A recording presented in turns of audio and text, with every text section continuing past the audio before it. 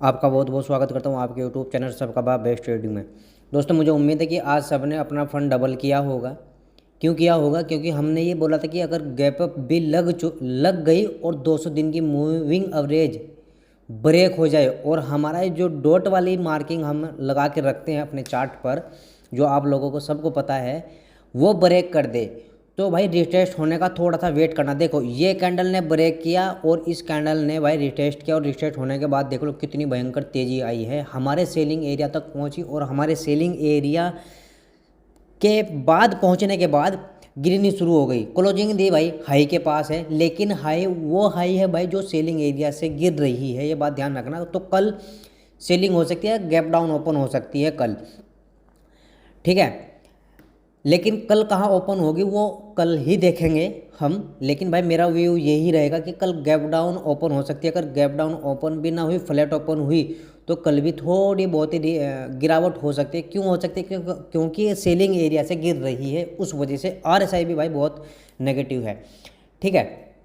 और 19,700 से गिर रही है, जो स्ट्राइक प्राइस पर आप अगर ऑप्शन चैन में जाके देखेंगे वहाँ कॉल राइटर ज़्यादा है पुट राइटर से। अगर कल मॉर्निंग में यानी कि 9:15 बजे के बाद जब निफ्टी मार्केट ओपन होती है, तो उसके बाद अगर चेंज होता है ऑप्शन, यानी कि ऑप्शन डाटा चेंज होता है, जो PCR डाटा है वो चेंज होता है, वो बात एक अलग है। लेकिन टारगेट हमने यही बोला था कि भाई हमारे टारगेट गैप फिल तक रहेंगे, इस गैप फिल तक, ठीक है। लेकिन ये जब गैप फिल में हमें कोई नेगेटिव कैंडल नहीं मिली और ये हमारा ये भी रेजिस्टेंस हमारा ब्रेक हो गया, ये वाला ये रेजिस्टेंस ब्रेक हो गया, तो भाई हम और बुलिश हुए और हमारे सेलिंग एरिया तक के हमने टारगेट लिए और हमने प्रॉफिट भी बुक किया, ठीक है। मुझे उम्मीद है कि आपने भी भाई प्रॉफिट बुक किया होगा, ठीक है। अब देखते हैं भाई कल निफ्टी और बैंक निफ्टी में क्या होने वाला है। 11 अक्टूबर को निफ्टी कहाँ से हमें ट्रेड लेना है निफ्टी में और कहाँ हमें ट्रेड नहीं लेना है, कहाँ ट्रेड लेने के बाद हमारा टारगेट क्या रहेगा, वो सारी की सारी बातें हम भाई इस वीडियो में करने वाले हैं, ठीक है। अब देखो, अगर फ्लैट ओपन हो और फ्लैट ओपन होने के बाद नीचे निकलना शुरू करे, ठीक है, क्लोजिंग वाली कैंडल जो 15 मिनट की कैंडल है ना, क्लोजिंग ये हरे वाली, ये ब्रेक कर दे तो भाई हम पुट साइड जाएंगे। पुट साइड कहाँ तक जाएंगे ये मैंने रखता है, जो मैंने ये मार्किंग लगाई ना भी, हम यहाँ तक पुट साइड जाएंगे। क्यों जाएंगे? क्योंकि ये सपोर्ट बन गया। अब तक तो नीचे से जा रहे थे तो रेजिस्टेंस था, अब जब ऊपर से आ रहे तो हम सपोर्ट का काम करेगा भाई ये। और दूसरी बात ये भी है, ये कैंडल दिख रही है आपको, ये वाली रेड, ये इन्वर्टेड हैमर टाइप कैंडल है, लेकिन इस कैंडल की वजह से भी भाई बहुत अच्छा मूव आया है। अगर हम देखें कि इस कैंडल के बाद कितने पॉइंट का मूव आया है, ये चेक कर लेते हैं एक बार। ये मैं ये कहना चाह रहा हूँ क्योंकि ये हमारा डिमांड एरिया है छोटा सा, ठीक है, और जो काम करेगा 50 पॉइंट का भाई रैली आई इस कैंडल के बाद, ठीक है। तो ये डिमांड एरिया है और डिमांड एरिया में ही ये सपोर्ट है। तो दो स्ट्रेटजी हो रही है। लेकिन अगर भाई यहाँ तक कि हमें टारगेट लेने हैं, मेरा कहने का मतलब ये हमें टारगेट बुक करना है, ठीक है। हाँ, अगर ये ब्रेक हो जाए, ये भी लेवल ब्रेक हो जाए, ये हमारा ये कैंडल ब्रेक कर दे, ये वाली, ठीक है, ये सपोर्ट ब्रेक कर दे, तो हम फिर पुट साइड जाएंगे 50 दिन की मूविंग एवरेज तक। क्यों? 50 दिन की मूविंग एवरेज पर आपको एक बहुत अच्छा डिमांड एरिया मिलेगा, जो बहुत भयंकर डिमांड एरिया है। अब मैं बताता हूँ कौन सा है। ये कैंडल देख रहे हैं आपको छोटी सी, ये कैंडल, ये वो कैंडल है भाई, है जरा सी, लेकिन एक बात ध्यान रखना, छोटी चीज़ में ज़्यादा ताकत होती है, ठीक है, छोटी चीज़ में ज़्यादा ताकत होती है। अब देखो, कैंडल जरा सी है, बहुत छोटी है, लेकिन अगर हम देखें कि इस कैंडल की वजह से कितना बड़ा मूव दिया, ये देखो भाई, यहाँ से लेकर यहाँ तक का कम से कम 100+ पॉइंट है भाई। चेक कर लेते हैं हम एक बार, ये हाँ 102 पॉइंट का है भाई। जरा सी कैंडल, बहुत मामूली सी कैंडल, ठीक है, और इसने दिया प्रॉफिट कितना, 100 पॉइंट का। तो भाई ये बात ध्यान रखना, 50 दिन की मूविंग एवरेज भी यही है, 200 दिन की मूविंग एवरेज भी आपको यहीं कहीं मिलेगी कल के दिन जब ये नीचे आएगी, ठीक है। और मैं तो ये चाहता हूँ कि कल गैप डाउन ओपन हो, जो मेरा व्यू भी है, और गैप डाउन ओपन जो हो ना वो इसी डिमांड एरिया में ओपन हो, तो भाई आँख मीच कर ट्रेड लेना, ठीक है। और 15 मिनट का भी वेट मत करना, 5 मिनट की कैंडल पर ही आप ट्रेड ले लेना, बस वो बुलिश होनी चाहिए भाई 5 मिनट की कैंडल, अगर इस डिमांड एरिया में आपको कल ओपन मिलती है उसके बाद, ठीक है। 15 मिनट की कैंडल का वेट मत करना, 5 मिनट की कैंडल पे ही ट्रेड ले लेना, बशर्ते कि वो ओपन हो भाई इसी डिमांड एरिया में। अगर थोड़ी बहुत ही ऊपर ओपन हुई ना यहाँ कहीं यहाँ, तो वेट करना हल्का सा नीचे जब आएंगी ना मार्केट निफ्टी, वो चाहे उसी कैंडल में आगे, जब उसी कैंडल में आ जाएगी तो तभी ट्रेड ले लेना भाई, ठीक है। पेपर ट्रेडिंग करना, ठीक है, पेपर ट्रेडिंग करना, मेरा व्यू पेपर ट्रेडिंग करने का है भाई। और अगर फ्लैट ओपन होने के बाद ये ब्रेक कर दिया ये लेवल जो मैं आपको बता रहा हूँ, तो उसके बाद हम पुट साइड जाएंगे। पुट साइड हमारा टारगेट यहीं तक का रहने वाला है, इस डिमांड एरिया तक का। और इस डिमांड एरिया में आपको जब भी आपको पॉजिटिव कैंडल मिले, वो शाम के टाइम मिले, 12 बजे के बाद मिले, 1 बजे के बाद मिले, हम वही कैंडल मार्किंग करके कॉल साइड जाएंगे भाई, ठीक है। उम्मीद ये रखना कि फ्लैट ओपन होने अगर हुई तो जो मतलब निफ्टी जो आए ना इस डिमांड एरिया में, वो 12 बजे के बाद आए। 12 बजे के बाद यानी कि 1 बजे के आसपास, सॉरी 12:30 बजे के यानी कि 1 बजे के आसपास इस डिमांड एरिया में, तब अगर पॉजिटिव कैंडल मिल गई तो भाई बहुत और अच्छा मिलेगा आपको टारगेट, मतलब जल्द मिल जाएगा। मेरा कहने का मतलब ये जल्द मिल जाएगा। अगर आपको इसी डिमांड एरिया में पहले ही मिल गया यानी कि 12 बजे के आसपास, तो टारगेट तो मिलेगा 100 के 100%, लेकिन वो थोड़ा लेट मिलेगा। फिर आपको 2 बजे तक के टारगेट वेट करना पड़ेगा, उसके बाद भाई टारगेट मिलेगा आपको, अच्छा मूव मिलेगा, ठीक है। और अगर भाई फ्लैट ओपन होने के बाद ऊपर निकलना शुरू करे, ठीक है, जब तक मत जाना भाई कॉल साइड, जब तक ये इसका हाई ना ब्रेक हो जाए, ये स्विंग, ये रजिस्टेंस है भाई, जब तक ये ब्रेक ना हो तो हम कॉल साइड नहीं जाएंगे, ठीक है। ऐसे कॉल साइड जाएंगे भाई। रिटेस्ट होने का भी वेट करना, जैसे आज रिटेस्ट किया ना, क्लोजिंग दी, पहले दूसरी कैंडल ने रिटेस्ट किया, नीचे आके ऊपर चली गई, यानी कि नीचे भी वीक है इसमें, ऊपर भी वीक है, यही रिटेस्ट कैंडल बोलते हैं। सिंगल एक रिटेस्ट कैंडल यही होती है, ये चाहे लाल होती ये ग्रीन है, बात एक ही है, ठीक है। इस हिसाब से अगर आपको यहाँ मिले सुबह कल यानी कि फ्लैट ओपन होने के बाद, तो भाई हमारे टारगेट फिर कहाँ तक रहेंगे, कॉल साइड इस सेलिंग एरिया तक रहेंगे, जो हमारा सेलिंग एरिया है भाई 19,770 से लेकर 19,789 तक का है, ठीक है। नहीं 19,773 से 73 से लेकर 19,790 तक का है भाई, यहाँ तक के हमारे टारगेट फिर रहने वाले हैं, ठीक है। लेकिन अगर भाई गैप अप लगा आज के हाई के ऊपर, ठीक है, जैसे आज लगा था, अगर गैप अप लगा आज के हाई के ऊपर और आपको 15 मिनट की कैंडल पॉजिटिव मिल जाए, ठीक है, यानी ओपन भी गैप अप हुआ, आज के हाई के ऊपर गैप अप लग गया, तो 15 मिनट की कैंडल का वेट जरूर करना भाई।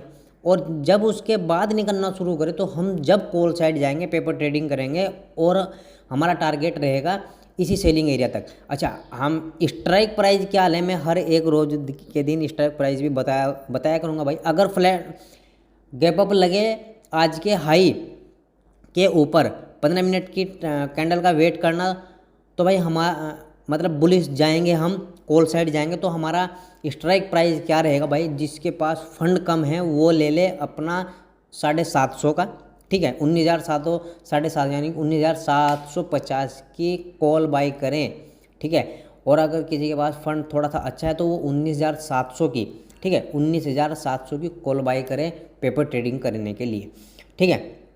टारगेट यही रखें, फर्स्ट टारगेट यही है, ओके भाई। अगर फ्लैट ओपन होने के बाद उसके बाद ऊपर निकले, जब भी हमें यही स्ट्राइक प्राइस बाई करनी है, अगर फ्लैट ओपन होने के बाद नीचे निकलना शुरू करें और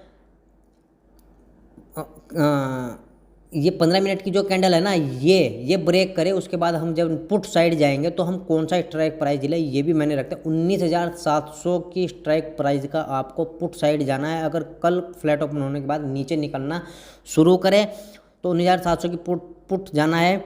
ये कैंडल ब्रेक होने के बाद टारगेट हमारा रहेगा इस कैंडल तक का, ठीक है, यानी कि स्कैल्पिंग रहेगी। ये सपोर्ट है भाई, ये और ये कैंडल डिमांड एरिया और ये सपोर्ट। हाँ, अगर ये ब्रेक कर जाए तो हमारा टारगेट फिर यही रहेगा, स्ट्राइक प्राइस 700 की पुट ही रहेगी, 19,700 की। अगर आपको गैप डाउन मिले भाई इस डिमांड एरिया में तो 19,600 की कॉल बाई करना भाई, 19,600 की कॉल बाई करना, पेपर ट्रेडिंग करना, 19,600 की, या तो डायरेक्ट इसमें गैप डाउन हो या ऊपर फ्लैट ओपन होने के बाद जब आए, जब भी इसमें यही करना भाई। समझ गए भाई मेरी बात को। अब चलते हैं भाई हम बैंक निफ्टी की तरफ। बैंक निफ्टी में क्या है भाई, मैं एक चीज़ आपको बताना चाह रहा हूँ। आज हमारे सेलिंग एरिया ने काम नहीं किया बैंक निफ्टी में, आज एक एसएल लगा और मुझे उसका बड़ा दुख है। ठीक है, मुझे इसलिए उसका दुख है कि आज काम नहीं किया भाई सेलिंग एरिया ने। क्यों नहीं किया? क्योंकि देखो इसने तो काम किया, क्या ने काम किया, डॉट वाली मार्किंग ने तो काम किया भाई, टारगेट मिला हमें बहुत अच्छा। कैसा टारगेट मिला? यहाँ गैप अप लगा, गैप अप ओपन होने के बाद थोड़ा सा टाइम वेट पास करने के बाद ये गैप फिल वाली जो मार्किंग हमारी है ये ऊपर ब्रेक होते ही 200 दिन की मूविंग एवरेज तक जस्ट एकदम फटाक देसी। ठीक है, गैप फिल 200 दिन की मूविंग एवरेज तक ही हम पॉजिटिव थे और यहाँ गैप फिल वाली कंप्लीट भी हो रहा था भाई, ये यानी कि सेलिंग एरिया भी था।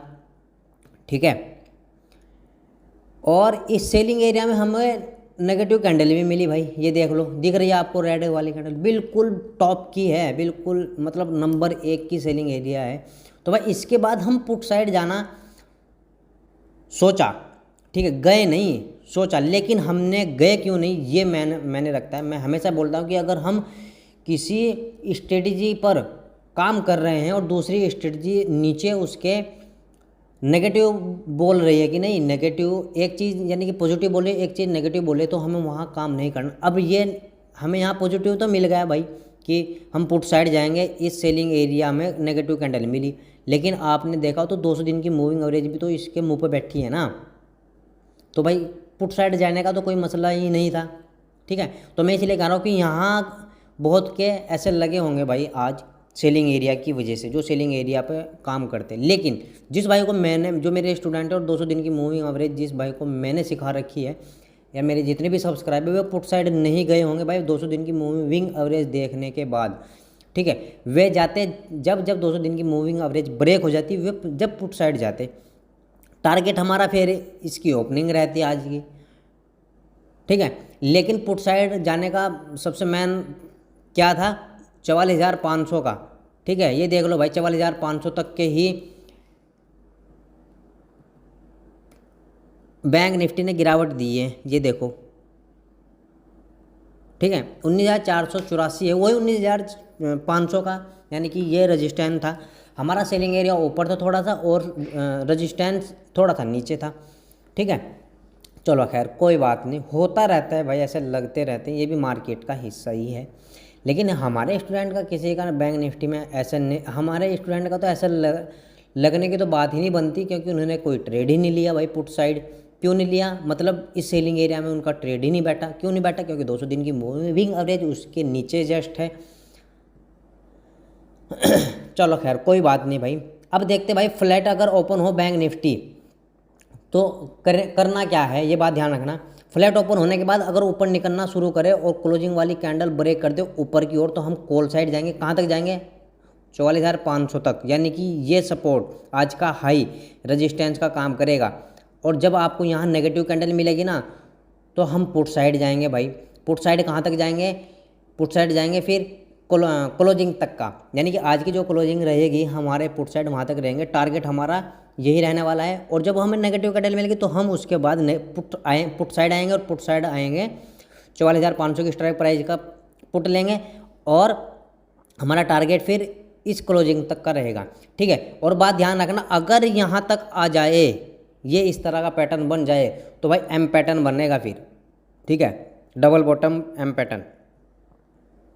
ओके, समझ रहे ना बात? ये ब्रेक हो जाए, ये ब्रेक होगा, 200 दिन की मूविंग एवरेज भी यही है, तो यहाँ से क्या होगी? यहाँ से ऊपर जाएगी।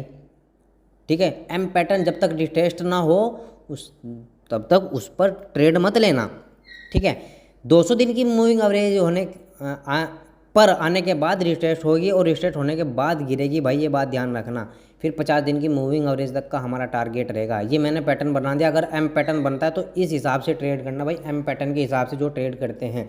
ठीक है, लेकिन फ्लैट ओपन हो क्लोजिंग से ऊपर दे दे, क्लोजिंग 15 मिनट की कैंडल, तो हमारे टारगेट यहाँ तक के रहेंगे। और यहाँ अगर आपको नेगेटिव कैंडल मिले 44,500 पर, तो हम पुट साइड जाएंगे क्लोजिंग तक, ठीक है। अगर ब्रेक कर दे भाई 44,500 का तो फिर 44,600 तक के हमारे टारगेट रहने वाले हैं भाई इस सेलिंग एरिया के ऊपर तक, यानी कि डिजिटल तक, ठीक है। यहाँ अगर आपको नेगेटिव कैंडल मिले 600 पर आकर 44,600 पर, तो वही 600 की स्ट्राइक प्राइस पर ही हम पुट साइड जाएंगे और टारगेट रहेगा भाई 44,500 का, ठीक है, पुट साइड।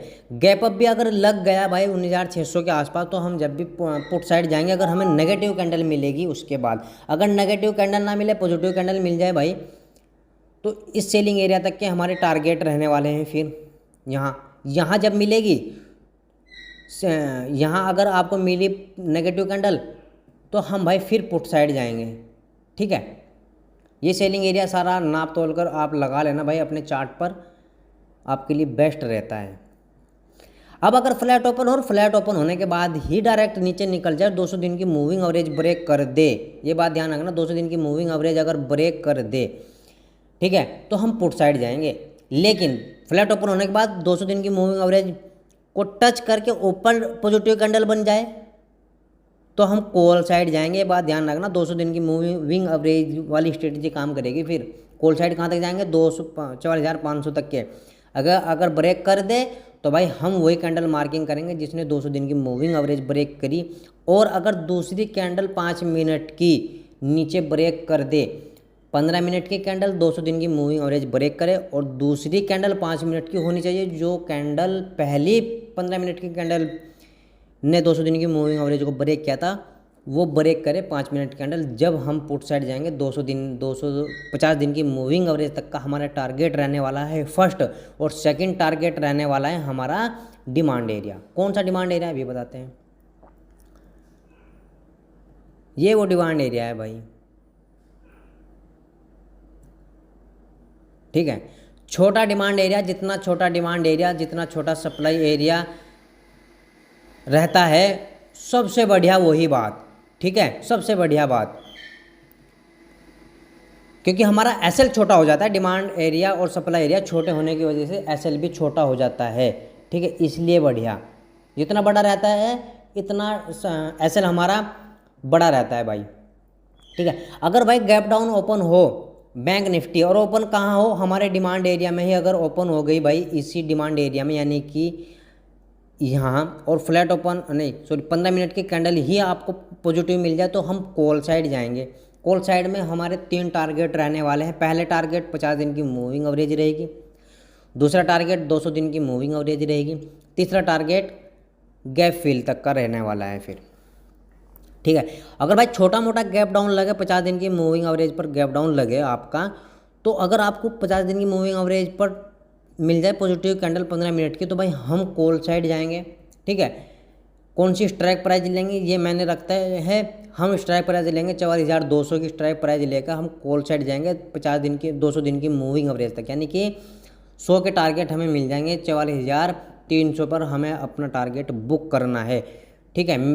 मुझे उम्मीद है कि निफ्टी बैंक निफ्टी का आपको सिस्टम समझ में आ गया होगा सारा। अब देखो भाई फिन निफ्टी का भी हमारे सेलिंग एरिया से ही गिरावट जारी है।